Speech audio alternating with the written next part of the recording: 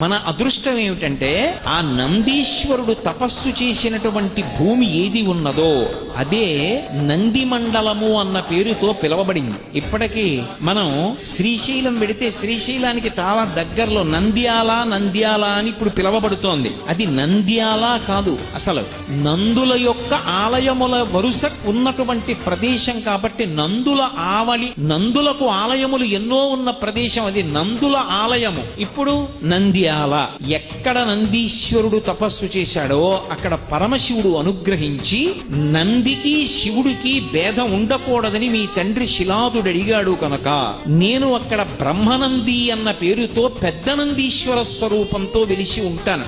ఉండి మిగిలినటువంటి నందులన్నిటినీ కూడా నేను శాసిస్తూ ఉంటాను. అక్కడ మహానంది, ఆ మహానందిని పరివేష్టించి నవనందులుగా 9 నందులుగా ఉన్నాడాయన. అందులో వినాయక నంది, గరుడ నంది, ప్రథమనంది, సూర్యనంది, చంద్రనంది, నాగనంది, బ్రహ్మనంది, విష్ణునంది, శివనంది. ఈ 9 నందులు నవనందులు 9గా వెలిసినటువంటి నంది స్వరూపములకు ప్రధాన పరిపాలకుడై వెలిశాడైన బ్రహ్మనంది అన్న పేరుతో. మహానందిగా నందీశ్వరుడు శివ చైతన్యంతో కలిసి రాశీభూతమైనటువంటి లింగస్వరూపం. అది నంది తపస్సు చేసినటువంటి ప్రదేశం. ఆ ప్రదేశంలో అడుగు పెట్టడం, ఆ తటాకంలో స్నానం చేయడం, మహానంది క్షేత్రాన్ని దర్శనం చేయడం పరమాద్భుతమైనటువంటి విశేషాలుగా చెప్తారు.